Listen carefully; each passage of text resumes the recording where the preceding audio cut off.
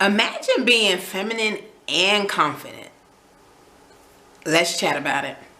Girl, thanks so much for coming back to my channel. But if you are new here, welcome. I am Nicole and I give tips for plus size women on how to be more confident, how to be more feminine, and just how to elevate your dating experiences overall. So if you want to join us on this journey, be sure to subscribe because I don't want you to miss a thing. So we are going to continue this chat about femininity and how it relates to self-confidence. What is self-confidence? Self-confidence is defined as the feeling or reliance on one's own power or one's circumstances. That just sounds like being self-aware of and self-reliant. But for me, my self-confidence goes way beyond what I can do, what I'm self-aware of. It really is what God does through me, what he does for me, his grace and mercy for me, bestowed on me just because he loves me. And so it's more of less confidence and more of what we call Godfidence.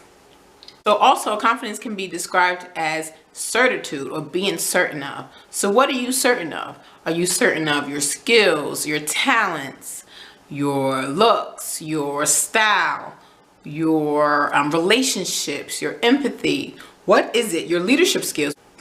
What is it that you are certain of? So how does this tie into femininity? Because femininity is not just being certain of what you know, what you can do, what you possess. So it's less about screaming of all your accomplishments and who you are on the rooftop. I seen this meme the other day. It said, insecurity is loud and confidence is silent. And that spoke volumes to me because when you are really confident in something, you don't necessarily have to go broadcasting it. People will pick up on whatever it is that you're confident about and whatever it is that you're good at. This ties into femininity is because femininity is usually seen as a humility, a kindness, empathy, fulfillment in seeing pleasure and joy for others.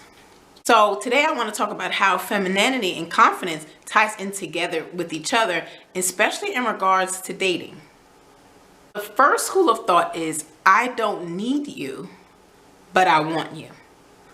And so for me, what that says is, I don't need you to necessarily take care of me, to build me up, give myself confidence, to emotionally take care of me. So I want to be whole in each area of my life before I can commit or connect with another. However, I do want you.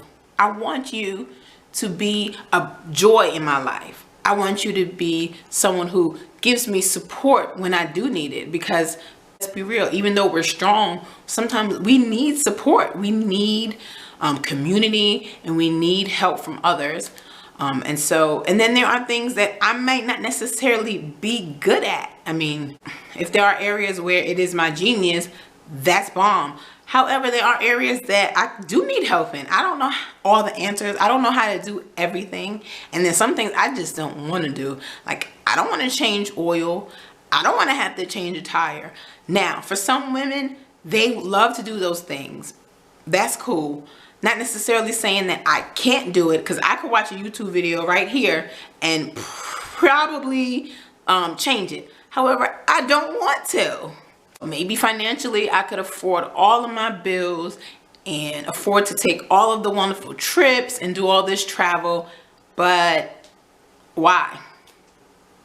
Why not be able to have the feeling of, if something happens to me, then yes, I can trust that my husband is going to be able to foot the bills, or he'll be able to raise our son.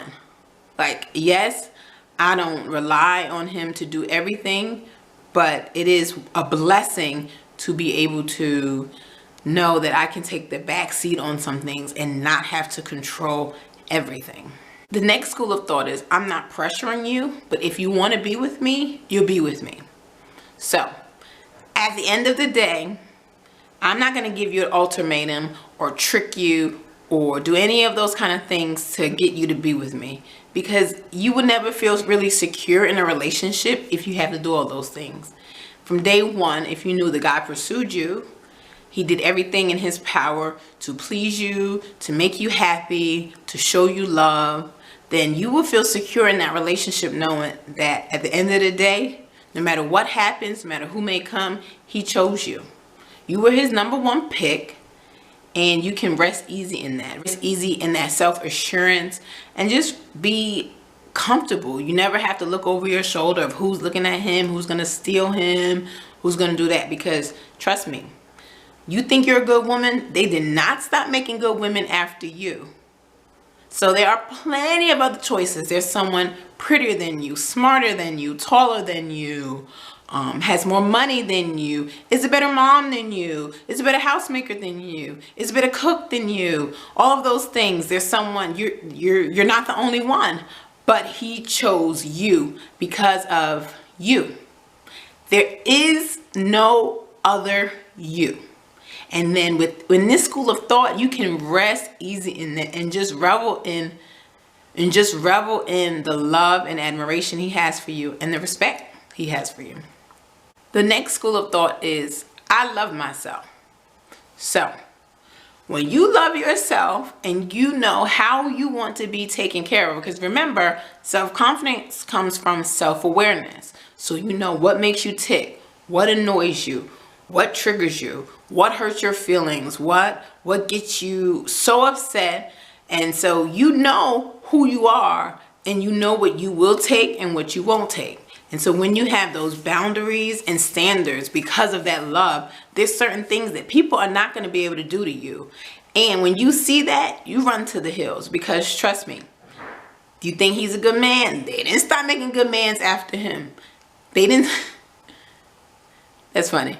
Because you think he's a good man, they didn't stop making good men after him. So there's going to be others, and there are plenty of fish in the sea. You just have to find the right one for you.